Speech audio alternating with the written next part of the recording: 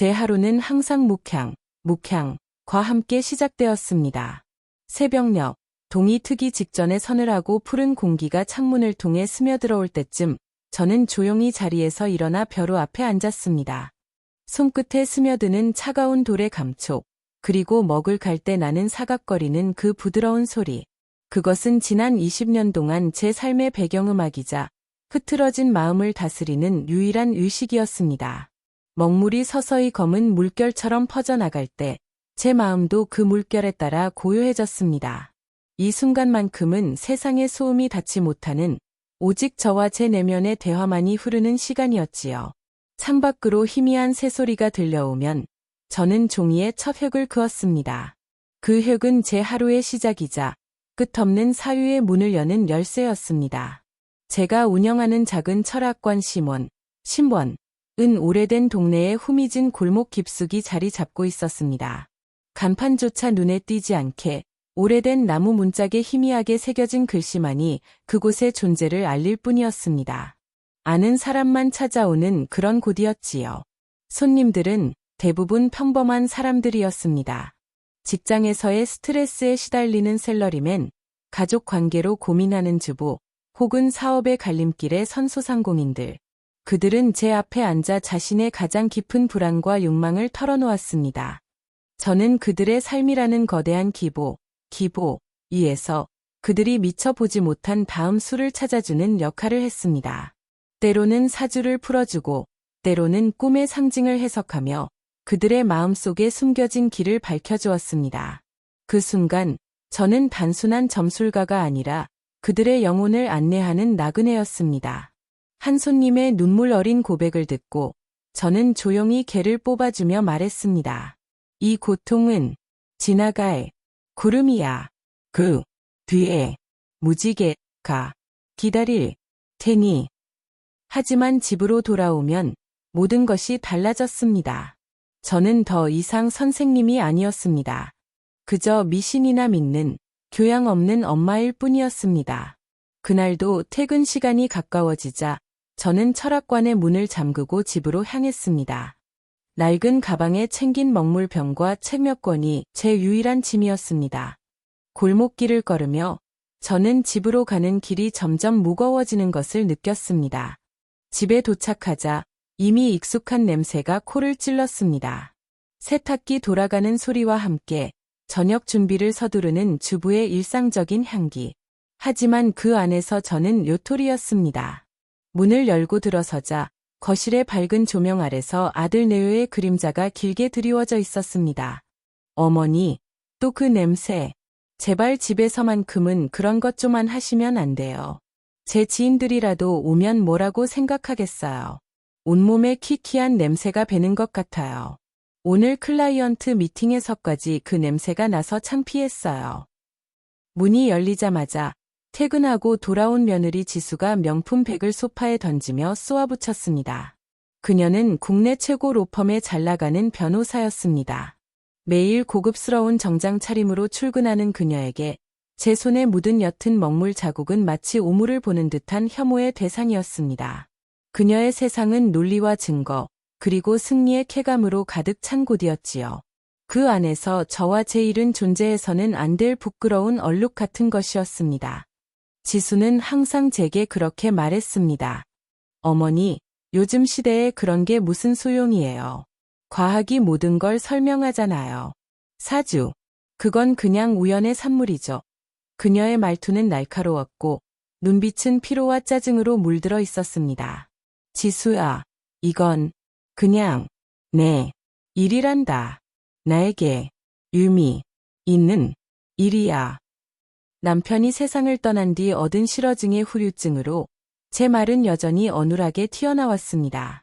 단어 하나하나가 혀에 걸려 비틀거리며 제대로 된 문장이 되지 못할 때가 많았습니다. 그럴 때마다 아들 성훈이는 못마땅한 얼굴로 저를 요면했습니다. 그는 소파에 앉아 스마트폰을 만지작거리며 제 말을 무시하듯 대화를 피했습니다. 그의 손가락이 화면을 스크롤하는 소리가 제 가슴을 파고들었습니다. 어머니, 지수 말이 맞아요. 이제 그 일 좀 그만두실 때도 됐잖아요. 제가 드리는 생활비가 부족하세요. 남들이 저희를 어떻게 보겠어요.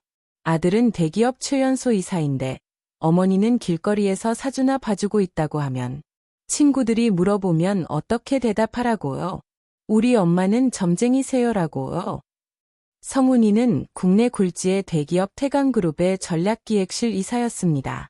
그의 하루는 회의실과 데이터 시트, 그리고 끝없는 보고서로 채워져 있었습니다. 오직 데이터와 논리, 그리고 실적만이 유일한 가치인 세상에서 살아가는 아들에게 운의 흐름과 사람의 기운을 읽는 저의 세계는 이해할 수도, 이해하고 싶지도 않은 미신일 뿐이었습니다. 그는 저의 일을 진심으로 부끄러워했습니다. 친구들 모임에서조차 제 이야기를 꺼낼 때면 얼굴이 붉어지곤 했습니다. 엄마는 그냥 옛날 방식으로 사는 분이야. 요즘 시대에 맞지 않아서. 그는 그렇게 얼버무리곤 했지요.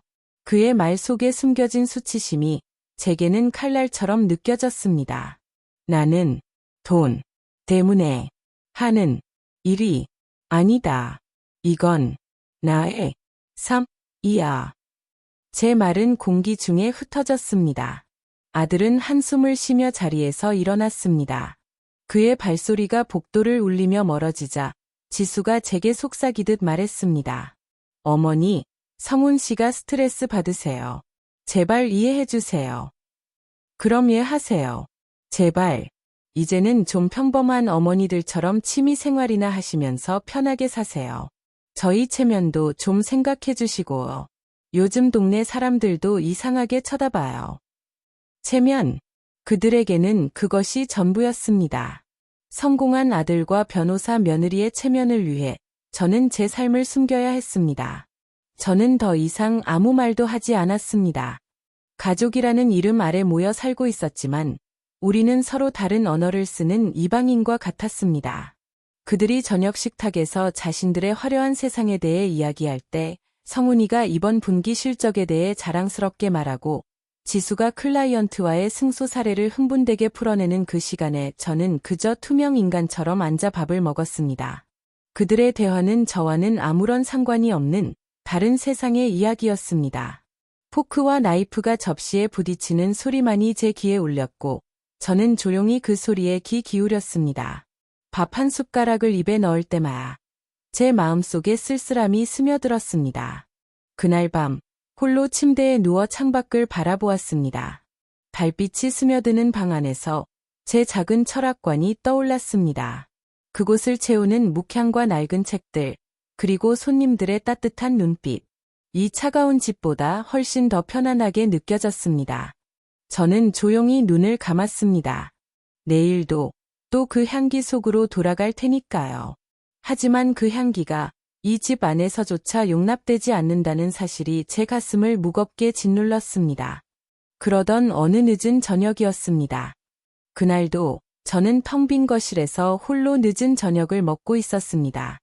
아들 내에는 중요한 약속이 있다며 요출한 뒤였습니다. 테이블 위에는 간단한 반찬 몇 가지와 국 한 그릇이 놓여 있었고 저는 천천히 숟가락을 움직이며 창밖의 어둠을 바라보고 있었습니다. 거실 시계의 초침 소리가 유일한 동반자였지요. 그 소리가 점점 더 크게 들려오며 제 마음의 고독을 증폭시켰습니다. 그때 갑자기 낯선 인터폰이 울렸습니다. 이 시간에 저를 찾아올 사람은 없었습니다. 망설이다 수화기를 들자 낯선 중년 남성의 목소리가 들려왔습니다. 그 목소리는 낮고 무게감이 있었습니다. 마치 세상의 무게를 짊어진 듯한 울림이었습니다. 윤서진 선생 계십니까? 예약 없이 찾아와 죄송합니다. 최동주라고 합니다. 최동주. 저는 순간 숨을 멈췄습니다. 태강그룹의 창업주이자 대한민국 경제계를 움직이는 거목. 제 아들 성훈이가 몸담고 있는 회사의 회장이었습니다. 그의 이름은 신문과 뉴스에서 수없이 들려왔지만 이렇게 직접 제게 연락이 올 줄은 꿈에도 몰랐습니다. 제 손이 떨려 수화기를 놓칠 뻔했습니다. 머릿속에 20년 전의 기억이 스치듯 떠올랐습니다. 그때의 그는 젊었고 야심으로 불타오르는 눈빛이었지요. 들어오십시오. 제 목소리가 간신히 새어나왔습니다. 잠시 후 소박한 제 철학관의 문을 열고 검은 양복을 입은 최 회장이 들어섰습니다. 그의 뒤에는 비서 한 명만이 그림자처럼 조용히 서 있었습니다. 그는 세간에 알려진 것처럼 위압적이거나 거만하지 않았었습니다. 오히려 세월의 깊이가 새겨진 지혜로운 노인의 눈빛을 하고 있었습니다. 문턱을 넘으며 그는 조심스럽게 주위를 둘러보았습니다. 낡은 책장과 벼로, 그리고 희미한 등불이 드리운 공간을. 그의 발소리가 나무 바닥에 부드럽게 울렸습니다. 비서가 문을 닫자 공간이 더욱 고요해졌습니다. 그는 자리에 앉으며 제게 미소를 지었습니다. 그 미소 속에 숨겨진 피로를 저는 읽을 수 있었습니다. 오랜만입니다. 선생. 20년 만인가. 그때처럼 여전하시군요. 그의 인사에 저는 조용히 고개를 숙였습니다. 회장님께서 어쩐 일이십니까? 이 늦은 시간에. 최 회장은 자리에 앉으며 비서를 물리고 홀로 차를 한 모금 마셨습니다. 그의 손은 여전히 단단해 보였지만 눈가의 주름은 지난 세월의 무게를 말해 주었습니다. 차 향기가 방 안을 채우자 그는 천천히 입을 열었습니다. 선생의 조언이 필요한 일이 생겼습니다. 남들은 모르는 저만의 고문이 필요해서요. 이 나이 되면 숫자와 데이터만으로는 부족하다는 걸 더 절실히 느끼게 되더군요. 그와의 인연은 20년 전으로 거슬러 올라갑니다. 망명성을 얻기 시작했던 젊은 시절의 저를 그는 용케 수소문해서 찾아왔었습니다. 당시 그는 회사의 명운이 걸린 거대한 도전을 앞두고 있었고 제게 그 기륭을 물었습니다. 저는 그의 사주와 운의 흐름을 읽고 단지 기륭을 넘어 그가 나아가야 할 방향과 피해야 할 함정, 그리고 곁에 두어야 할 사람과 멀리해야 할 사람에 대해 조언해 주었습니다. 그는 저의 조언을 미신으로 치부하지 않았습니다. 오히려 데이터가 보여주지 못하는 통찰이라며 깊이 신뢰했습니다. 그 후로도 그는 중요한 결정을 내릴 때마다 비밀리에 저를 찾아왔습니다. 때로는 새벽에, 때로는 밤늦게, 호텔 로비나 이 철학관의 구석진 방에서 그에게 저는 단순한 점술가가 아니라 세상의 흐름과 인간의 본질을 꿰뚫어 보는 비밀 고문이었던 셈입니다. 이 사실은 그의 아들조차 모르는 우리 두 사람만의 비밀이었습니다. 우리는 그 비밀을 지키며 세상의 거대한 물결 속에서 서로를 유지해 왔습니다. 그때마다 그는 말하곤 했지요. 선생, 당신 덕에 태강이 버텼소. 무슨 일이십니까? 최 회장은 가방에서 두꺼운 서류 뭉치를 꺼내 테이블에 놓았습니다. 그의 손가락이 서류 가장자리를 쓸며 약간의 떨림이 느껴졌습니다. 서류 표지에 금박 글씨가 등불에 반짝였습니다. 거대한 M&A 건이 하나 있네. 우리 태강의 미래가 걸린 일이야. 모든 데이터와 보고서는 성공을 가리키고 있지만 이상하게도 내 마음 한구석이 편치 않아. 마치 안개 속을 걷는 기분이야. 젊었을 때는 직감으로 밀어붙였는데 이제는 그래서 선생을 찾아왔네. 선생의 눈으로 이 안개를 걷어주시오. 제발. 그가 내민 서류 뭉치에는 아폴론 바이오 인수합병 계획안이라는 제목이 적혀 있었습니다. 저는 서류를 넘기며 내용을 훑어보았습니다. 화려한 그래프와 숫자들, 그리고 장밋빛 전망, 시장 점유율 예측, 재무 모델링, 리스크 분석 모두 완벽해 보였습니다.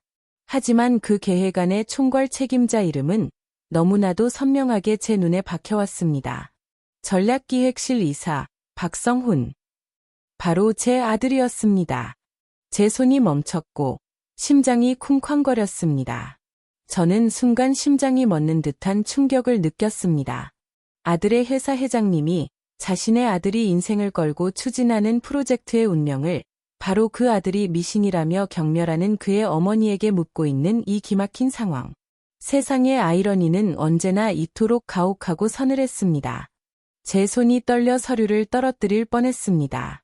최 회장은 제 표정을 읽었는지 조용히 물었습니다. 선생, 아는 이름이요. 익숙한가? 저는 고개를 저으며 애써 침착을 되찾았습니다. 제 목소리를 가다듬으며 말했습니다. 알겠습니다. 한번 들여다보겠습니다. 내일 다시 말씀드리죠. 하지만 마음속으로는 이미 폭풍이 몰아치고 있었습니다. 이 서류가 우리 가족의 평화를 산산조각 낼지도 모른다는 공포가 스멀스멀 피어올랐습니다. 그날 밤 철학관의 등불 아래서 저는 서류를 펼쳤습니다. 아들의 필체가 새겨진 보고서, 그의 열정이 고스란히 담긴 숫자들, 각 페이지마다 메모가 빼곡히 적혀 있었습니다. 성공 확률 95%. 하지만 제 가슴 속에는 이미 불길한 예감이 피어오르고 있었습니다. 이 서류의 무게가 우리 가족의 운명을 바꿀지도 모른다는 직감이요. 저는 창밖을 보며 중얼거렸습니다. 성훈아, 내가 모르는 게 너무 많구나. 최 회장이 다녀간 다음 날부터 제 철학관은 단순한 상담 공간이 아닌 거대한 전쟁을 앞둔 장수의 막사처럼 변했습니다.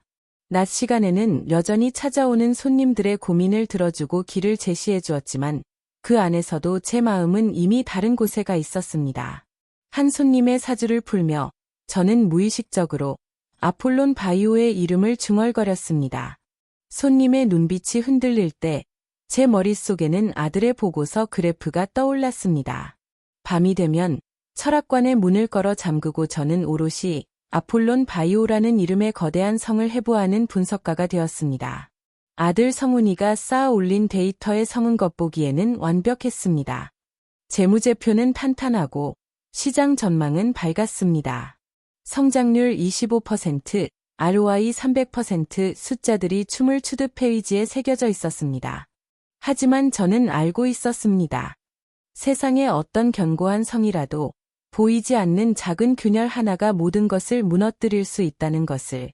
그 균열은 숫자 속에 숨어 있지 않고 사람의 마음 속에 숨어 있었습니다. 저는 벼루의 먹을 갈며 그 균열을 찾아 나섰습니다. 저는 먼저 아폴론 바이오의 대표 알렉스 장이라는 인물에 대해 파고들기 시작했습니다. 보고서에 첨부된 그의 이력은 화려했습니다. 하버드대 출신, 월스트리트에서의 성공적인 트레이딩 경력, 그리고 혜성처럼 나타나 바이오 업계를 뒤흔든 젊은 천재. 사진 속 그는 자신만만한 미소를 지으며 카메라를 응시하고 있었습니다. 깔끔한 수트, 날카로운 턱선, 그리고 그 뒤에 숨겨진 야망. 하지만 저는 그의 사진에서 그 완벽한 미소 뒤에 숨겨진 서늘한 탐욕의 기운을 읽었습니다. 그것은 제가 지난 수십 년간 수많은 사람들의 얼굴에서 보아왔던 파멸을 부르는 기운이었습니다. 눈동자 깊숙이 스며든 그늘, 입가에 미소가 닿지 않는 차가운 시선. 저는 그 사진을 벼루 옆에 놓고 그의 이름을 음양오행의 도표에 적었습니다. 핵 하나하나를 그리며 그의 기운을 느껴보았습니다. 저는 전통적인 방식을 고수했습니다. 그의 이름과 생년월일을 종이에 적고 음양오행의 흐름을 살폈습니다. 그의 사주에는 재물을 향한 거대한 욕망과 함께 그것을 위해서라면 수단과 방법을 가리지 않는 상관경관의 흉한 기운이 강하게 서려 있었습니다. 상관은 창의와 재능을 상징하지만 그것이 관을 만날 때 흉으로 변합니다. 권력과 재물을 탐하다가 결국 스스로를 파괴하는 기운이요. 이것은 단순한 미신이 아니었습니다. 그것은 한 인간이 타고난 기질과 성향을 수천 년의 지혜로 분석하는 통계학이었습니다. 그의 기질은 안정적인 성장이 아닌 단 한 번의 거대한 성공을 위해 모든 것을 거는 투기꾼의 그것이었습니다. 저는 도표를 보며 중얼거렸습니다. 이 사람은 불꽃이야. 밝게 타오르지만 결국 자신을 태워버리지. 그리고 주변을 함께 태우겠어. 하지만 저는 저만의 직감에만 의존하지 않았습니다. 저는 낡은 컴퓨터를 켜고 몇 년 만에 해외 금융 사이트와 기업 정보 데이터베이스에 접속했습니다. 먼지 쌓인 키보드를 두드리며 월스트리트 시절 그의 행적을 추적했습니다. 그는 분명 성공한 트레이더였지만 그의 이름 뒤에는 언제나 적대적 인수합병, 기업 사냥꾼이라는 꼬리표가 따라다녔습니다. 한 기사에서 그는 기업을 키우는 사람이 아니라 기업의 가치를 최대한 부풀려 비싼 값에 팔아치우고 떠나는 데 능한 사람으로 묘사되었습니다. 2015년 한 바이오 스타트업 인수 후 6개월 만에 주식 덤핑으로 회사를 파탄낸 사건. 아들의 보고서에는 이 부분이 교묘하게 빠져 있었습니다. 요일가. 성훈이는 그 화려한 이력만 보고 눈이 멀었을 테지요. 저는 화면을 확대하며 그의 과거 인터뷰를 읽었습니다. 성공은 타이밍입니다. 기회를 잡는 자가 이깁니다. 그 말 속에 숨겨진 냉혹함이 제 등을 서늘하게 했습니다. 며칠 밤낮으로 자료를 분석하던 중 저는 마침내 결정적인 균열을 발견했습니다. 아폴론 바이오가 개발했다는 신약의 핵심 특허였습니다. 보고서에는 그 특허의 가치가 수천억에 달한다고 명시되어 있었지만 제가 찾아낸 해외 특허청 자료에 따르면 그 특허는 아직 임상 3상도 통과하지 못한 미완의 기술이었습니다. 더 큰 문제는 그 특허의 권리 일부가 조세 해피처에 설립된 페이퍼 컴퍼니에 귀속되어 있다는 사실이었습니다. 케이맨 제도에 등록된 그 회사는 실체가 없었고 알렉스 장의 측근들이 지분을 쥐고 있었습니다. 만약 태강그룹이 아폴론 바이오를 인수한다면 그들은 완벽한 회사가 아닌 언제 터질지 모르는 시한폭탄과 천문학적인 특허료를 떠안게 될 운명이었습니다. 알렉스 장은 회사를 팔아치운 뒤 페이퍼 컴퍼니를 통해 막대한 이익을 챙겨 사라질 계획이었던 겁니다. 저는 화면을 보며 주먹을 쥐었습니다. 이건 사기야. 완벽한 덫이야. 제 목소리가 철학관에 메아리 쳤습니다. 아들 성훈이는 이 모든 것을 놓치고 있었습니다. 그는 오직 눈에 보이는 데이터, 화려하게 포장된 재무제표와 장밋빛 미래 전망만을 믿고 있었습니다. 숫자에 가려진 인간의 탐욕과 속임수를 보지 못했던 겁니다. 저는 깊은 한숨을 내쉬었습니다. 아들에게 이 사실을 어떻게 알려야 할까? 아니, 알린다고 해도 과연 그가 내 말을 믿어줄까? 제 어눌한 말투가 그의 귀에 닿지 않을까 봐 두려웠습니다. 밤하늘을 올려다보았습니다. 별 하나가 깜빡이는 그곳에서 제 결심이 서서히 피어올랐습니다. 어머니로서 포기할 수 없었어요. 저는 종이에 메모를 적었습니다. 최 회장님께 증거 보여드려야 해. 그 글씨가 제 손에 새겨지듯 아팠습니다. 저는 며칠을 고민했습니다. 아들에게 직접 찾아가 모든 증거를 보여주고 설득할 것인가. 그의 사무실로 가서 컴퓨터 화면에 떠오른 특허 자료를 가리키며 설명할 장면을 상상해봤습니다. 성훈아, 봐라. 이 특허. 가짜야? 하지만 저는 아들의 성정을 잘 알고 있었습니다. 그는 자신의 논리에 대한 확신이 강한 아이였고, 특히 미신을 믿는 어머니의 말을 순순히 들을 리 없었습니다. 오히려 자신의 완벽한 계획에 흠집을 내려는 감정적인 방해로 치부할 것이 분명했습니다. 어머니, 그건 제 전문 분야가 아니에요. 숫자가 모든 걸 말해주는데, 예 그런 걸 믿으세요. 그는 그렇게 말할 테지요. 저는 창가에 서서 골목길을 오가는 사람들을 바라보며 한숨을 쉬었습니다. 그들의 발소리가 제 고민을 더 깊게 만들었습니다. 그래서 저는 다른 방법을 택하기로 했습니다. 주말 저녁, 아들 네오와 함께 식사를 하는 자리에서 저는 조심스럽게 운을 뗐습니다. 테이블 위에는 지수가 사온 고급 한우와 와인이 놓여 있었습니다. 그들은 평소처럼 회사 이야기를 나누며 웃고 있었지만 저는 그 웃음 속에 숨겨진 피로를 읽을 수 있었습니다. 성훈이의 눈 밑 다크서클, 지수의 약간 경직된 미소. 숟가락을 내려놓고 저는 천천히 입을 열었습니다. 제 손이 살짝 떨렸습니다. 성훈아, 요새 회사 일은 잘 되어 가니? 얼굴이 말이 아니구나. 피곤해 보이네. 무슨 일 있니? 네, 어머니. 거의 다 마무리됐어요. 제 인생 최대의 프로젝트가 될 겁니다. 인수만 성사되면 태강의 미래가 바뀔 거예요. 보너스도 엄청날 테고요. 아들은 자신감에 차 있었습니다.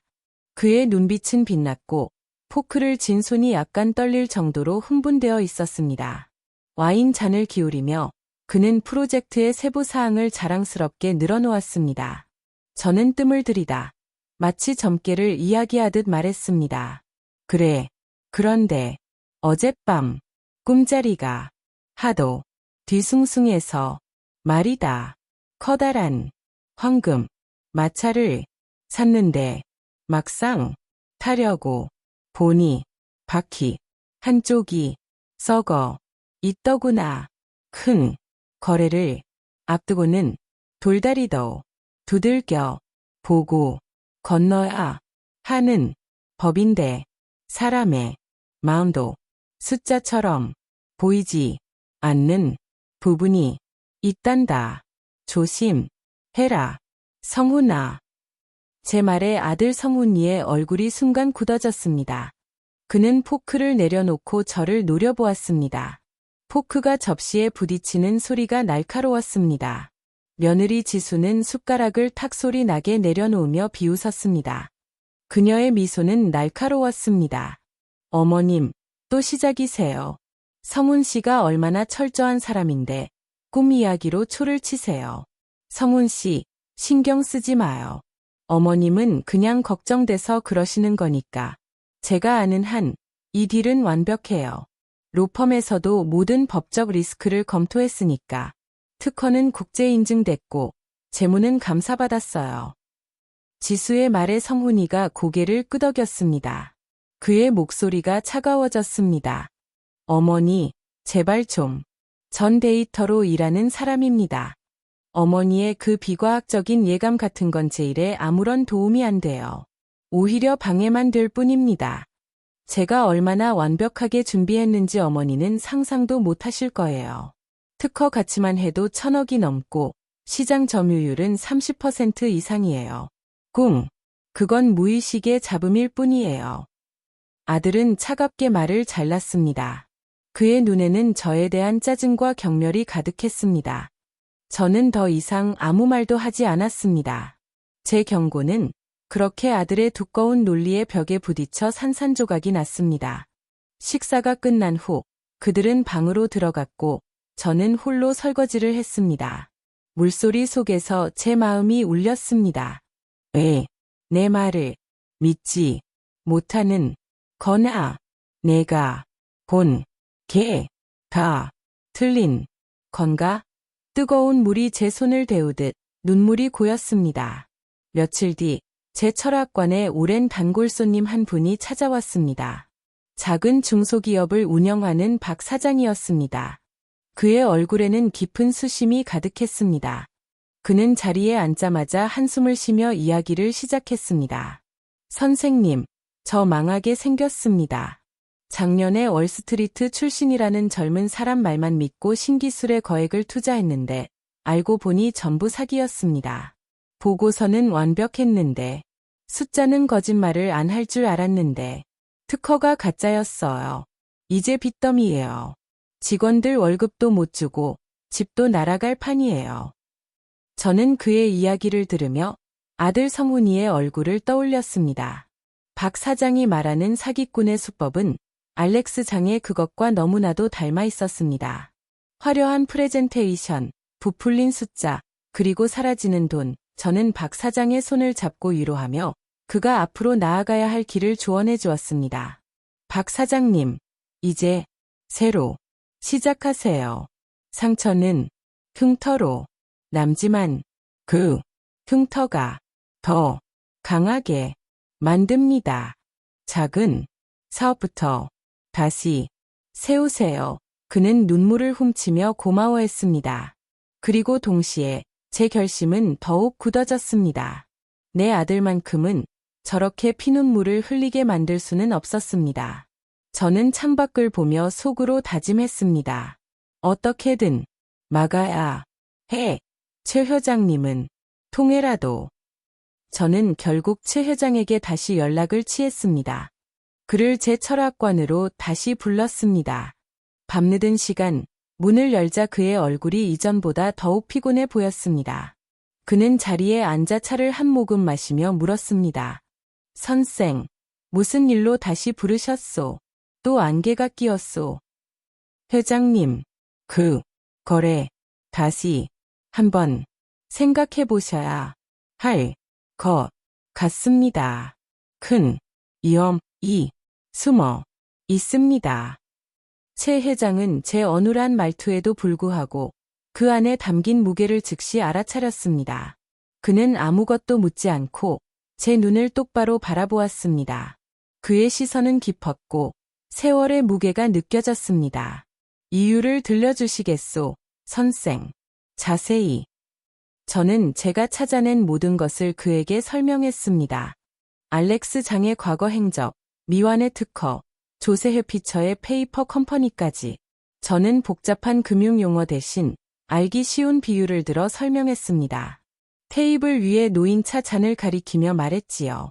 회장님, 그 차 보이십니까? 겉은 깨끗하고 향기 좋지만 안에 찌꺼기가 가득 차 있으면 마실 수 없지요. 그들은 지금 잘 익은 과일을 파는 척하고 있지만 사실은 그 안에 벌레가 파먹은 상처를 교묘하게 숨기고 있습니다. 그리고 그 과일을 사는 순간 과일 값보다 더 비싼 벌레 퇴치 비용을 물게 될 겁니다. 케이맨 회사가 그 벌레 둥지예요. 제 설명을 모두 들은 최 회장은 한참 동안 말이 없었습니다. 그의 얼굴에는 깊은 고뇌가 서려 있었습니다. 한쪽에는 아들이자 최연소 이사인 박성훈의 완벽한 데이터가 있었고 다른 한쪽에는 20년간 신뢰해온 비밀 고문의 불길한 통찰이 있었습니다. 그는 창밖을 바라보며 중얼거렸습니다. 선생의 말이 맞을지도 모르겠소. 하지만 이사들은 숫자만 봅니다. 성훈이 녀석의 보고서가 너무 설득력 있어요. 그러니 회장님께서 직접 확인해 보십시오. 직감으로 느껴보세요. 저는 그에게 몇 가지 질문을 적어주었습니다. 알렉스 장에게 직접 던져야 할 그의 허를 찌를 수 있는 질문들이었습니다. 종이에 적힌 글씨는 제 손으로 쓴 것이지만 마음속에서 수없이 다듬은 것이었습니다. 다음 주에 그 사람과 만찬이 있다고 들었습니다. 그 자리에서 이 질문들을 한번 던져보십시오. 그의 눈빛이 어떻게 흔들리는지 직접 보십시오. 뱀은 아무리 허물을 벗어도 그 혀는 감추지 못하는 법입니다. 특허의 임상 데이터 원본 어디 있습니까? 페이퍼 컴퍼니 지분 구조 설명해 주십시오. 그 회사가 필요한 겁니까? 그로부터 며칠 뒤 태강그룹의 이사회에서는 이상한 소문이 돌기 시작했습니다. 최 회장이 갑자기 아폴론 바이오 인수권에 대해 사사건건 트집을 잡기 시작했다는 것이었습니다. 회장님, 갑자기 특허 세부 사항을 물어보세요. 이미 검토됐어요. 이사들의 불만이 쌓였지만 최 회장은 미동도 하지 않았습니다. 그는 만찬 자리에서 알렉스 장에게 질문을 던졌고 그 답변에 미세한 떨림을 포착했습니다. 성훈이는 매일 밤 녹초가 되어 돌아왔습니다. 그의 얼굴은 창백했고 눈 밑에 다크서클이 짙게 내려앉아 있었습니다. 집에 들어서자마자 소파에 주저앉았습니다. 도대체 회장님이 왜 저러시는지 모르겠어. 완벽한 딜인데 자꾸 말도 안 되는 질문만 던지신단 말이야. 꼭 모든 걸 알고 있다는 듯이 특허 원본 데이터까지 요구하시다니. 제가 밤새워 자료를 다시 검토했어요. 이사들도 불평이 쏟아져요. 회장님 나이 드신 거 아니냐고. 저는 아들의 하소연을 묵묵히 들어주었습니다. 제 아들은 아직 모르고 있었습니다. 자신을 흔드는 그 날카로운 질문들이 바로 자신이 그토록 무시하던 어머니의 입에서 나왔다는 사실을.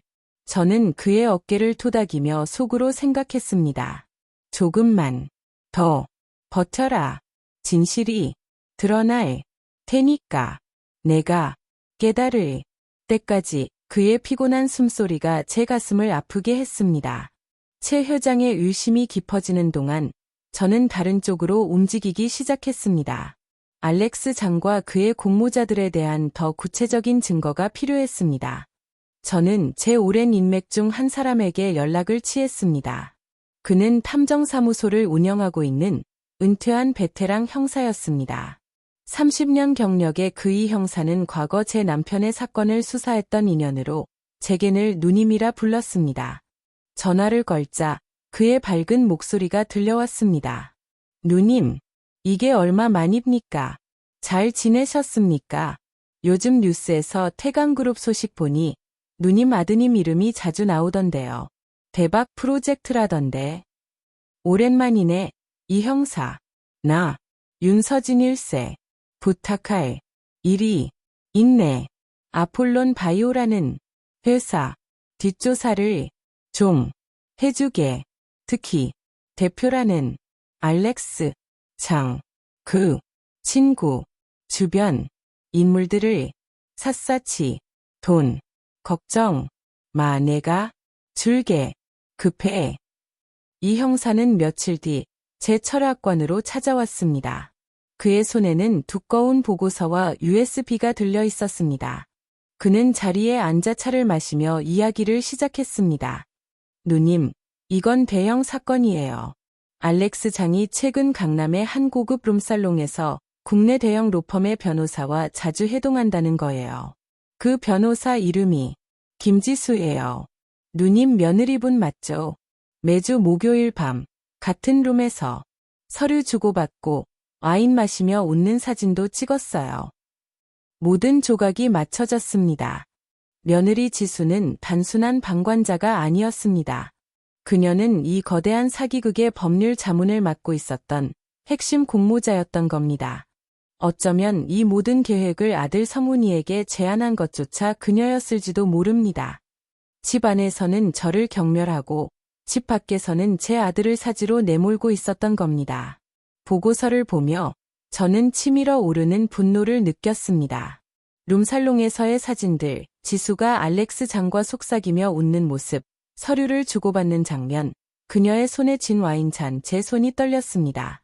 이 여자가 우리 가족을 배신하다니 어떻게 이런 짓을. 저는 분노를 억누르며 이 형사에게 다음 지시를 내렸습니다. 그들의 회동 장면을 소리까지 완벽하게 담아내 주게. 더 구체적인 증거 필요해. 녹음도 해. 이 형사는 고개를 끄덕이며 일어났습니다. 알았소, 누님. 이건 제 전문이니까. 조심하세요. 이 일에 깊이 빠지면 위험할 수 있어요. 알렉스 장, 그 자 주변에 조직폭력배 냄새도 나고요. 그날 밤, 저는 철학관에서 홀로 앉아 있었습니다. 창밖 비가 내리는 소리를 들으며 지수의 얼굴을 떠올렸습니다. 그녀의 미소 뒤에 숨겨진 야망, 그리고 그 야망이 우리 가족을 어떻게 파괴하려 했는지. 제 눈에 눈물이 고였습니다. 예, 우리를 배신한 거냐. 내가 성훈이를 사랑한다고 믿었는데. 하지만 울음은 삼켰습니다. 아직 싸움이 끝나지 않았으니까요. 저는 보고서를 다시 펼쳐 지수의 서명을 확대해 보았습니다. 그 글씨가 제게 독처럼 느껴졌습니다. 최 회장의 계속되는 압박에도 불구하고 아들 성훈이는 모든 질문에 완벽하게 대처해냈습니다. 그는 밤을 새워 데이터를 보강했고 예상 질문에 대한 답변까지 철저하게 준비했습니다. 그의 논리 앞에서는 최 회장의 직감적인 유심도 힘을 잃는 듯 보였습니다. 마침내 이사회는 아폴론 바이오 인수를 최종 승인했습니다. 계약 체결일은 일주일 뒤로 잡혔습니다. 뉴스에서는 이미 소문이 돌았고 주가는 상승세를 보였습니다. 사무실에는 축하 케이크가 놓였고 동료들의 박수가 터져 나왔습니다. 그날 밤 아들 내연은 축배를 들었습니다. 그들은 최고급 레스토랑에서 저녁을 먹고 잔뜩 취해서 돌아왔습니다. 문이 열리자 와인 냄새와 함께 지수의 호들갑스러운 목소리가 들려왔습니다. 어머니, 제 아들이 해냈어요. 이제 우리도 진짜 상류층이 되는 거예요. 이 딜 성공하면 보너스만 수억이에요.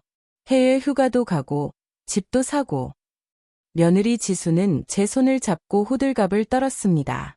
그녀의 손은 차가웠고 눈빛은 이미 다음 계획으로 가득 차 있었습니다.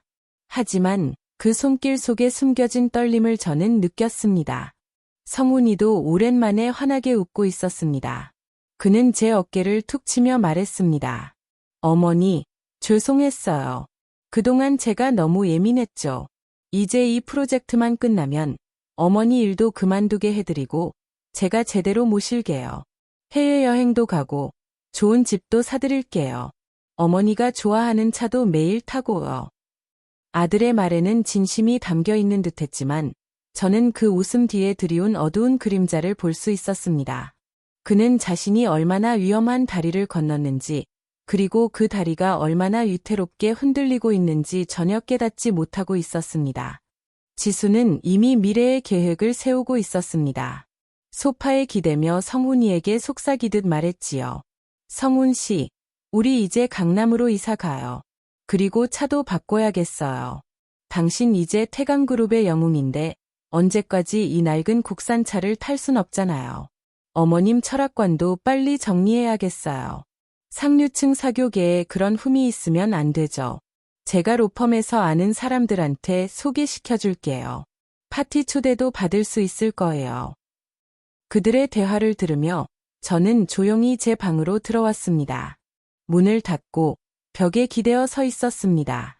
그들에게 저는 여전히 정리해야 할 흠일 뿐이었습니다. 그들의 성공에 저라는 존재는 걸림돌에 불과했습니다. 젊음의 오만은 이토록 눈이 멀고 기가 먹는 병이었습니다. 저는 침대에 앉아 이 형사가 가져온 사진을 다시 보았습니다. 지수의 미소가 이제는 독사처럼 보였습니다. 이 모든 게 끝나기 전에 막아야 해. 저는 마지막 카드를 꺼내들 시간이 다가왔음을 직감했습니다. 창밖 별을 보며 기도를 올렸습니다. 하느님, 제발 성훈이를 지켜주소서. 계약 체결을 사흘 앞둔 밤, 최 회장이 다시 저를 찾아왔습니다. 그의 얼굴은 이전보다 더욱 어두워져 있었습니다. 문을 열자마자 그는 자리에 앉아 한숨을 쉬었습니다. 선생, 아무래도 내가 틀린 것 같소. 성훈이 녀석의 보고서는 완벽했고 알렉스 장이라는 자도 빈틈을 보이지 않았어. 이사들도 모두 찬성했고 이제 와서 이 계약을 뒤집을 명분이 없네. 내 직감이 오랜만에 흔들리는군. 주주들도 기다리고 있어요. 저는 말없이 그에게 차를 따랐습니다. 뜨거운 김이 피어오르는 차 잔을 건네며 그의 손을 살짝 스쳤습니다. 그 손은 여전히 따뜻했지만 피로가 배어 있었습니다. 하지만 아직도 내 마음속의 안개가 걷히지 않아. 선생의 눈을 한 번 더 믿어봐도 되겠소. 이것이 마지막이요. 태강의 운명이 걸려 있소. 저는 그를 위해 마지막 점괘를 뽑았습니다. 낡은 궤를 흔들며 저는 눈을 감고 우주의 흐름을 느꼈습니다. 바람 소리, 차 향기, 그리고 제 심장 박동. 한참 동안 그 흐름을 읽었습니다. 궤의 선들이 춤추듯 움직이는 게 보였습니다. 그리고 마침내 입을 열었습니다. 이번에는 더듬거리지 않았습니다. 제 목소리는 낮고 단호했습니다. 실어증의 그늘이 거친 듯 말이 술술 흘러나왔습니다. 회장님, 그 계약 하시면 안 됩니다. 절대 안 됩니다. 후회할 겁니다. 이유가 무엇이오? 구체적으로 뱀이 보입니다. 화려한 비단 주머니 속에 다리를 튼 거대한 뱀입니다. 지금 주머니를 열면 그 안에 금은보화에 모두가 감탄할 것입니다. 하지만 정확히 6달 뒤 겨울잠에서 깨어난 뱀이 주머니를 찢고 나와 가장 가까이에 있는 사람부터 물어뜯기 시작할 것입니다. 태강이라는 거대한 집 전체가 그 뱀의 독에 중독될 것입니다. 주가는 오르다가 폭락하고 소송이 쏟아질 겁니다. 회장님의 노고가 한순간에 무너질 수 있어요. 제 비유에 최 회장은 침을 삼켰습니다. 그의 얼굴이 창백해졌습니다. 좀 더 구체적으로 말해줄 수 있겠소? 숫자로. 가능하오. 인수 후 6달 안에 아폴론 바이오의 주가는 최고점을 찍을 겁니다. 알렉스 장과 그의 공모자들은 그때 모든 지분을 처분하고 떠날 겁니다. 그리고 7달째 되는 날 숨겨져 있던 임상 데이터 조작 사실이 터져 나올 겁니다. 주가는 폭락하고 특허는 무효가 되며 태강은 천문학적인 소송에 휘말리게 될 겁니다. 아드님은 이 모든 책임을 지고 나락으로 떨어지게 되겠지요. 회장님의 후계자, 후보가 한 순간에 무너질 겁니다. 수조, 원, 손실이요. 저는 마지막 조언을 덧붙였습니다. 종이에 조항을 적어 건네며 말했지요. 계약서에 서명하시기 전에 알렉스 장에게 단 한 가지만 요구하십시오. 인수 후 1년간 최대 주주 및 경영진의 지분 매각을 금지한다는 조항을 추가하자고. 만약 그가 진심이라면 받아들일 것이고 사기꾼이라면 무슨 수를 써서든 거부할 것입니다. 그의 진심을 확인할 수 있는 마지막 시험대가 될 겁니다. 승패를 가를 거예요. 최 회장은 제 말을 듣고 오랫동안 눈을 감고 있었습니다. 그의 가슴이 오르내리는 소리가 들릴 정도였습니다. 그는 차 잔을 내려놓고 천천히 일어났습니다. 선생의 말을 믿겠소. 내 모든 것을 걸고 선생의 마지막 통찰을 믿어보겠소. 태강의 운명을 걸겠소. 감사하오, 선생. 문이 닫히는 소리가 울린 후 저는 홀로 남아 걔를 다시 보았습니다. 제 손이 떨렸습니다. 이 결정이 우리 가족의 운명을 바꿀 테니까요. 창밖 달빛이 제 얼굴을 비추며 제 결심을 더욱 단단히 했습니다. 계약 체결 하루 전 태강그룹은 축제 분위기였습니다. 사무실마다 삼페인이 돌았고 언론에서는 연일 태강그룹, 아폴론 바이오 인수로 미래 성장 동력 확보라는 제목의 기사를 쏟아냈습니다. 아들 성훈이는 회사의 영웅이 되어 있었습니다. 그는 하루 종일 이어지는 축하 전화와 인터뷰 요청에 정신이 없어 보였습니다. 집에 돌아온 그의 얼굴은 피곤하지만 빛났습니다. 그의 핸드폰이 계속 울리는 소리가 집 안을 채웠습니다. 그날 저녁, 성훈이는 상기된 얼굴로 집에 돌아왔습니다. 문을 열자마자 그는 제게 안겨들듯 포옹했습니다. 어머니, 드디어 내일입니다. 제 인생이, 그리고 우리 가족의 인생이 바뀔 겁니다. 이 딜이 성사되면 제가 어머니께 드릴 게 산더미예요. 어머니가 꿈꾸던 그 서예 도구 세트도 사고요. 저는 아무 말 없이 아들을 바라보았습니다. 그의 눈빛은 순수했지만 그 안에 숨겨진 불안도 느껴졌습니다. 그는 제게 작은 선물 상자를 내밀었습니다. 어머니를 위해 준비했어요. 이제 이런 것 말고 더 좋은 것들로만 해드릴게요. 이 목걸이 어머니 목에 잘 어울릴 거예요. 내일 체결식에 같이 가시죠. 상자 안에는 값비싼 진주 목걸이가 들어있었습니다. 반짝이는 진주가 등불 아래서 빛났지만 제 눈에는 그것이 차가운 쇠사슬처럼 보였습니다. 아들이 자신의 성공을 위해 제 목에 채우려는 족쇄. 저는 미소를 지으며 고맙다고 말했습니다.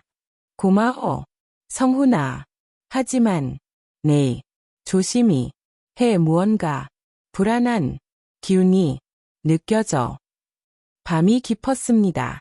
집안은 폭풍 전야처럼 고요했습니다. 아들 내에는 내일 있을 계약 체결식을 위해 일찍 잠자리에 들었습니다. 지수는 이미 내일의 옷차림을 점검하며 흥분된 목소리로 중얼거렸습니다. 성훈 씨, 내일 수트 잘 입고 가요. 사진 찍힐 텐데. 저는 홀로 제 철학관에 앉아 촛불을 켰습니다. 흔들리는 촛불을 바라보며 저는 마지막으로 제 마음을 다잡았습니다. 내일이면 모든 것이 끝날 것이다. 혹은 모든 것이 새로 시작될 것이다.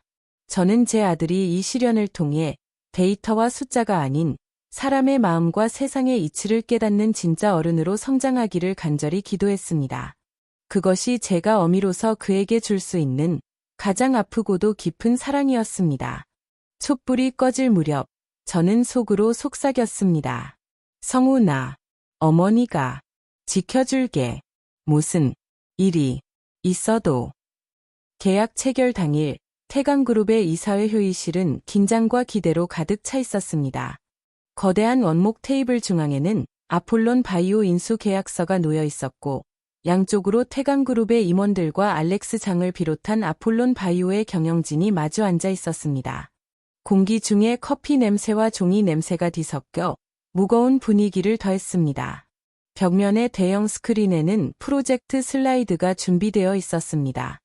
아들 성훈이는 상석에 앉은 최 회장의 바로 옆에서 자신의 승리를 만끽하고 있었습니다. 그의 정장은 완벽하게 다려져 있었고 미소는 자신감으로 가득 차 있었습니다. 시계가 10시를 가리키자 회의가 시작되었습니다. 마지막 절차로 성훈이가 일어나 인수합병의 최종 보고를 시작했습니다. 그의 목소리는 자신감으로 넘쳤고 모든 데이터는 완벽했습니다. 슬라이드 하나하나가 세심하게 준비된 것이었고 그는 숫자를 인용하며 미래를 그려냈습니다. 이 인수는 태강의 바이오 부문을 50% 성장시킬 것입니다. 특허 가치만 해도 5천억 원 규모입니다. ROI는 400%를 초과할 전망입니다. 그의 발표가 끝나자 이사들 사이에서 박수가 터져 나왔습니다. 역시 박 이사야. 완벽해. 이런 인재를 둔 회장님이 부럽습니다. 알렉스 장도 미소를 지으며 고개를 끄덕였습니다. 그의 손이 서류를 만지작거리는 게 보였습니다. 모두가 승리를 확신하던 바로 그 순간 최 회장이 조용히 손을 들어 박수를 멈추게 했습니다. 그의 목소리는 평소처럼 차분했지만 무게가 실려 있었습니다. 회의실이 순간 고요해졌습니다. 박 이사, 수고했네. 보고서는 아주 훌륭했어. 그런데 계약서에 사인하기 전에 내가 마지막으로 한 가지만 제안하고 싶네. 회의실의 모든 시선이 최 회장에게 쏠렸습니다. 성훈이의 얼굴에 순간 긴장감이 스쳤습니다. 그는 최 회장을 바라보며 물었습니다. 네, 회장님. 말씀하세요. 알렉스 장 대표. 이번 계약에 대한 확신과 양사의 미래에 대한 신뢰의 의미로 인수 후 1년간 최대 주주 및 경영진의 지분 매각을 금지한다는 조항을 추가하는 것이 어떻겠소? 장기적인 파트너십을 위해. 최 회장의 말에 알렉스 장의 얼굴이 순간 미세하게 굳어졌습니다. 그의 미소가 살짝 일그러졌고 손가락이 테이블 아래에서 꼬였습니다. 그는 헛기침을 하며 대답했습니다. 물론입니다. 회장님, 저희 쪽에서도 장기적인 파트너십을 원합니다. 하지만 저희 주주들을 설득할 시간이 필요하고 이미 합의된 계약 내용을 바꾸는 것은 국제적인 관례에도 어긋날 수 있습니다. 이 조항은 주주들의 이익을 해칠 수 있어요. 투자자들의 신뢰가. 그가 말을 후리는 순간 최 회장이 그의 말을 잘랐습니다. 내 제안을 받아들일 수 없다는 뜻으로 이해하겠네. 최 회장의 목소리는 얼음장처럼 차가웠습니다. 회의실이 순간 정적에 휩싸였습니다. 여러분, 이 계약은 사기입니다. 모든 게 조작됐소. 최 회장의 폭탄 선언에 회의실은 아수라장이 되었습니다. 이사들이 웅성거리기 시작했고 알렉스 장의 얼굴이 사색이 되었습니다. 그의 손이 떨리며 서류를 떨어뜨렸습니다. 성훈이는 창백한 얼굴로 자리에서 벌떡 일어났습니다. 회장님, 그게 무슨 말씀이십니까? 모든 데이터가, 모든 검토가, 이건 오해야. 데이터. 최 회장은 성훈이를 한심하다는 듯이 쳐다보았습니다. 그의 눈빛에 연민이 스쳤습니다. 박 이사, 자네는 숫자에 눈이 멀어 그 뒤에 숨어있는 사람의 탐욕을 보지 못했어. 아폴론 바이오의 신약 특허는 아직 임상도 통과하지 못한 속핀 강정이고 그 권리의 상당 부분은 조세 해피처의 유령 회사로 빼돌려져 있네. 이 계약이 성사되고 6개월 안에 저들은 주식을 팔아치우고 떠날 것이고 우리 태강은 썩은 동아줄을 잡고 나락으로 떨어지게 될 걸세. 케이맨 제도의 페이퍼 컴퍼니, 임상 데이터 조작 모두 증거가 있어. 여기 보게. 최 회장은 제가 알려준 모든 진실을 마치 자신이 모든 것을 조사한 것처럼 막힘없이 쏟아냈습니다. 자료를 테이블에 던지며 그는 알렉스 장을 노려보았습니다. 알렉스 장은 더 이상 미소를 지을 수 없었습니다. 그의 이마에 땀이 맺혔고 변명조차 나오지 않았습니다. 이건 오해입니다.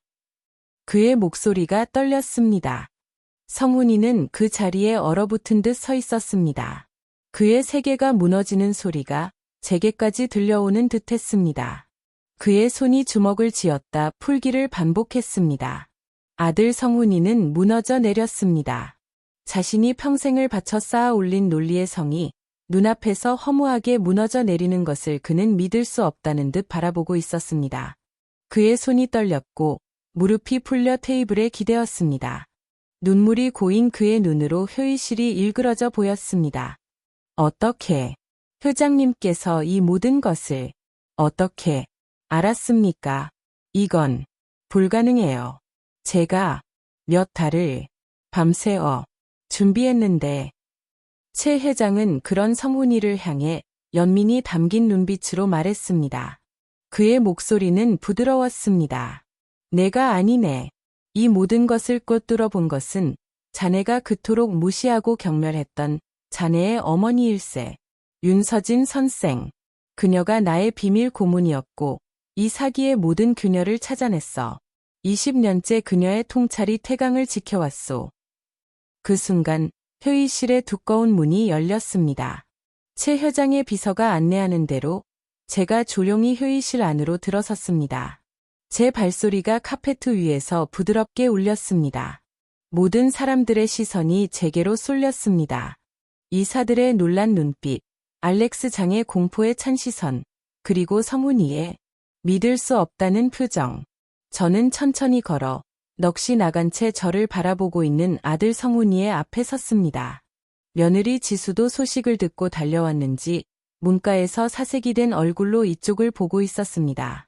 그녀의 손에 쥔 핸드백이 떨리고 있었습니다. 그녀의 눈빛에 공포와 후회가 스쳤습니다. 어머니?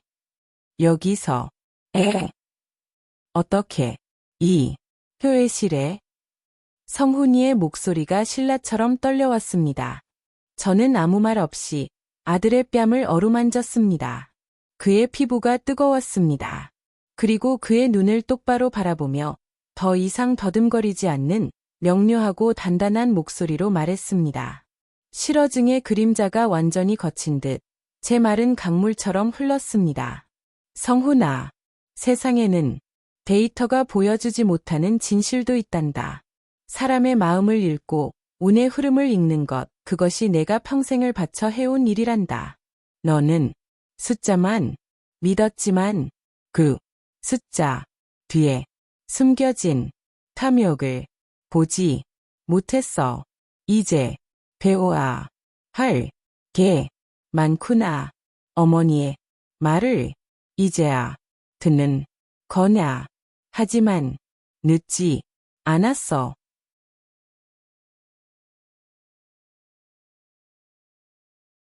제 말에 아들은 그 자리에 주저앉아 어린아이처럼 통곡하기 시작했습니다. 그의 어깨가 들썩였고 눈물이 바닥에 떨어졌습니다. 자신의 오만함이, 자신의 어리석음이 어떤 결과를 낳았는지 그는 비로소 깨달은 것이었습니다. 어머니, 미안해요. 제가 잘못했어요. 어떻게 이런 걸 놓쳤을 수가. 지수, 너도 알았어? 그는 지수를 돌아보았습니다. 지수는 그런 남편의 모습과 회의실 중앙에 서 있는 저를 번갈아 보며 감히 다가오지도 못한 채 벌벌 떨고 있었습니다. 그녀의 얼굴은 창백했고 입술이 파랗게 질려 있었습니다. 성훈 씨, 나 아니야. 오해야. 하지만 그녀의 목소리는 약해졌습니다. 최 회장은 조용히 회의실을 정리하며 말했습니다. 오늘 회의는 여기서 끝내겠소. 계약은 무효야. 경찰에 신고하겠소. 그날 태강그룹과 아폴론 바이오의 계약은 없던 일이 되었습니다. 알렉스 장과 그의 일당들은 사기 미수 혐의로 조사를 받게 되었고 태강그룹은 최 회장의 현명한 판단 덕분에 최악의 위기를 모면했습니다. 그리고 그 모든 것의 중심에는 세상이 모르는 비밀 고문, 바로 저 윤서진이 있었습니다. 회의실을 나서며 저는 아들의 손을 잡았습니다. 그의 손은 차가웠지만 제 손에 온기가 스며들기를 바랐습니다. 지수는 문가에서 무너지듯 주저앉았습니다. 그 사건 이후 많은 것들이 변했습니다. 아들 성훈이는 그룹의 영웅에서 하루아침에 회장님의 판단에 반기를 든 오만한 이사로 전락했습니다. 언론은 그를 실패한 딜의 책임자로 몰아세웠고 동료들의 시선은 차가워졌습니다. 그는 모든 책임을 지고 회사에 사표를 냈지만 최 회장은 그것을 반려했습니다. 대신 그를 가장 한직인 자재관리팀으로 발령냈습니다. 최 회장은 제게 전화로 이렇게 말했습니다. 넘어진 곳에서 스스로 일어서는 법을 배워야지요. 그게 제가 선생의 아들에게 줄 수 있는 마지막 기회입니다. 선생 덕분에 태강이 살았으니 그 아들에게도 기회를 주겠소. 매일 창고에서 일하며 숫자가 아닌 사람을 보게 될 거요. 며느리 지수는 저를 더 이상 볼 면목이 없다며 친정으로 돌아갔습니다. 그녀의 짐은 서둘러 챙겨졌고 집안은 갑자기 텅 비었습니다. 그녀는 제게 편지를 남겼습니다. 어머니, 죄송합니다. 제가 잘못된 길로 갔어요. 얼마 뒤 그녀는 이혼 서류를 보내왔습니다. 편지에는 짧은 사과문이 적혀 있었습니다. 죄송합니다. 제가 잘못했습니다. 성훈 씨를 속였어요. 성훈이는 아무 말 없이 서류에 도장을 찍었습니다. 그들의 관계는 성공이라는 허상 위에 세워진 모래성이었고 파도가 한 번 덮치자 흔적도 없이 사라져 버렸습니다. 지수는 로펌에서 조용히 사표를 내고 해외로 떠났다는 소문이 돌았습니다. 캐나다로 새로운 삶을 시작했다는군요. 집에는 저와 아들, 단둘만이 남았습니다. 우리는 한동안 아무 말도 하지 않았습니다. 어색한 침묵이 우리 사이를 맴돌았습니다. 아침에 일어나면 성훈이는 커피를 타먹고 조용히 출근했습니다. 낡은 작업복을 입은 그의 뒷모습이 제 가슴을 아프게 했습니다. 창고에서 먼지 쌓인 물건을 나르는 그의 손이 상상 속에 그려졌습니다. 밤늦게 돌아오면 그는 샤워를 하고 방으로 들어갔습니다. 저는 예전처럼 그를 위해 밥을 차렸습니다. 상추쌈과 김치찌개, 그의 좋아하는 반찬들. 하지만 그는 먹다 말고 포크를 내려놓곤 했습니다. 어머니, 감사해요. 그 한마디가 전부였습니다. 그의 눈빛에 후회와 피로가 배어 있었습니다. 어느 날 밤, 성훈이가 홀로 거실에 앉아 있었습니다. 저는 조용히 다가가 물었습니다. 성훈아, 괜찮니? 요즘 회사 어때? 그는 고개를 저으며 눈물을 훔쳤습니다. 어머니, 제가 다 망쳤어요. 지수도 떠났고 회사도 어떻게 다시 일어나야 할지 팀원들이 날 무시해요. 영웅이었던 내가 이제 창고 노동자라니.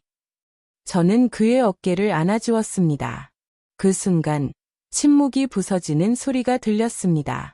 우리는 오랜만에 이야기를 나누었습니다.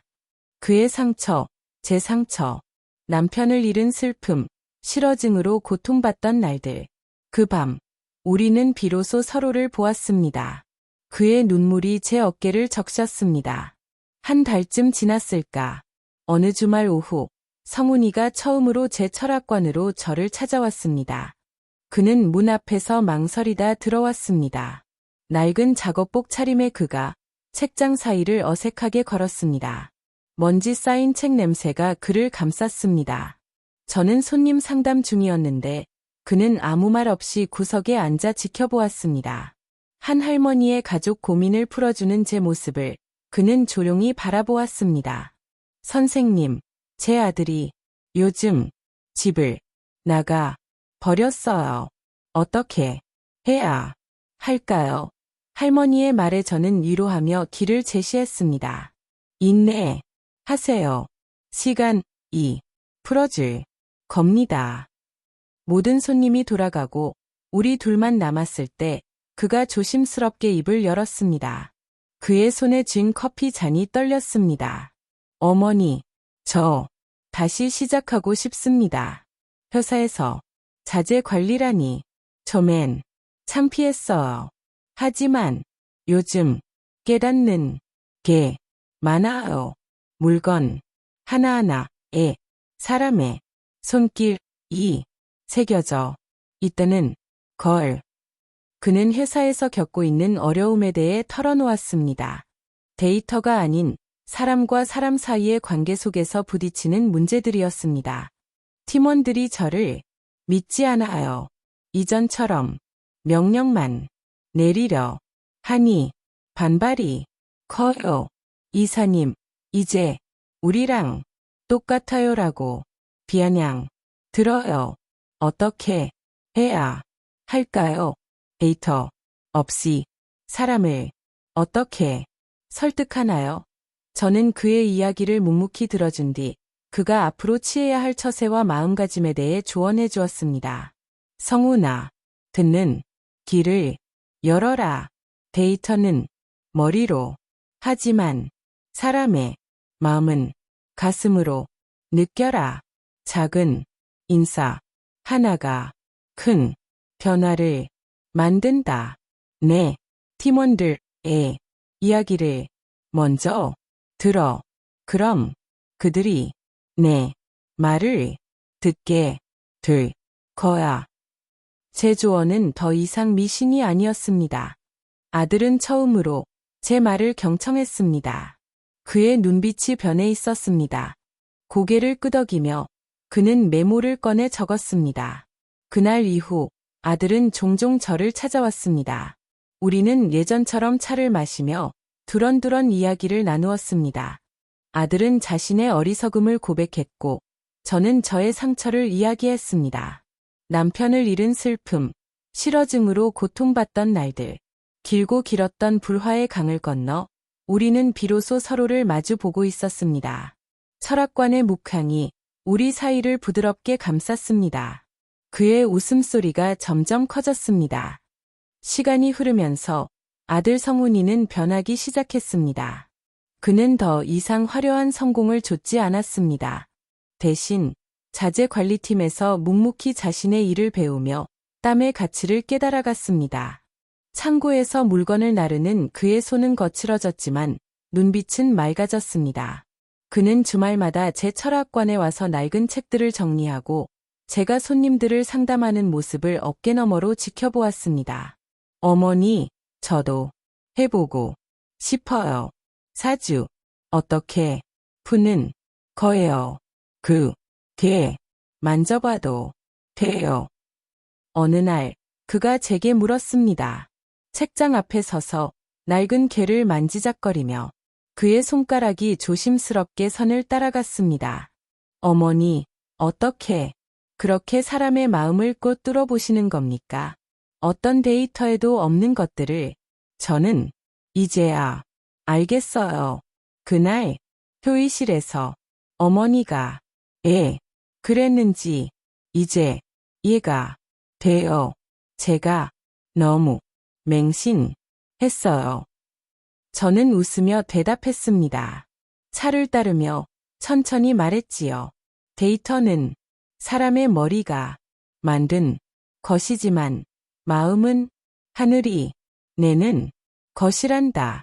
머리를 읽으려 하지 말고 마음을 느끼려고 노력하거라. 그러다 보면 보이지 않던 것들이 보이기 시작할 게다. 너의 팀원들처럼 말이다. 그들의 불만을 듣고 공감하면 그들은 내 편이 될 거야. 나처럼 사람의 기을 읽어봐라. 아들은 제 말을 깊이 새겨듣는 듯 했습니다. 그는 비로소 자신이 평생을 바쳐 쌓아왔던 지식의 탑이 얼마나 편협하고 오만한 것이었는지 깨닫고 있었습니다. 그날 우리는 함께 개를 뽑아보았습니다. 그의 손이 떨렸지만 저는 안심시켰습니다. 천천히 느껴봐. 흐름을 따라가. 그 순간 철학과는 우리 둘만의 교실이 되었습니다. 그는 개를 보며 웃었습니다. 이게 제 미래인가요? 어머니, 이 뭐예요? 저는 설명하며 그의 손을 잡았습니다. 1년이 지난 어느 맑은 봄날 아들이 저에게 말했습니다. 철학관의 창가에 앉아 벚꽃 잎이 흩날리는 창밖을 보며 차 향기가 방 안을 가득 채웠습니다. 어머니, 이제 제가 어머니를 모시겠습니다. 이 집을 떠나 저희 집으로 가시지요. 회사에서 승진했어요. 이제 제대로 모실 수 있어요. 자제팀 리더로 올랐어요. 사람들 덕분에요. 저는 웃으며 고개를 저었습니다. 그의 손을 잡고 차를 한 모금 마시며 말했지요. 아니다. 나는 이곳이 좋다. 너는 이제 너의 길을 가거라. 대신 가끔 이렇게 차나 한 잔 마시러 오너라. 이 묵향이 나와 함께 있으니까 내 삶을 살아라. 그게 어머니의 기쁨이야. 아들은 더 이상 고집을 부리지 않았습니다. 대신 환하게 웃으며 고개를 끄덕였습니다. 그 웃음 속에서 저는 비로소 제 남편의 모습을 그리고 진짜 제 아들의 모습을 볼 수 있었습니다. 그의 미소는 더 이상 오만하지 않았습니다. 부드럽고 따뜻한 빛이었습니다. 알았어요, 어머니. 매주 올게요. 이제 제가 개 뽑아볼게요. 저는 지금도 이 작은 철학관에서 사람들을 맞이하고 있습니다. 최 회장님은 여전히 저의 가장 중요한 손님이고 아들은 저의 가장 든든한 벗이 되었습니다. 그는 이제 가끔 손님들의 상담을 도와주기도 합니다. 어머니, 이 손님 기운 어때요? 세상의 모든 것을 숫자로 판단할 수는 없습니다. 때로는 보이지 않는 마음의 흐름이 그 어떤 데이터보다 더 정확한 진실을 보여주기도 하니까요. 저는 오늘도 벼루의 먹을 갈며 그 진실을 찾아 헤매는 사람들을 위해 길을 밝힐 준비를 합니다. 묵향이 피어오르는 이곳에서 제 삶은 여전히 고요하고 풍요롭습니다. 봄바람이 불어오는 창가에서 저는 미소 짓습니다.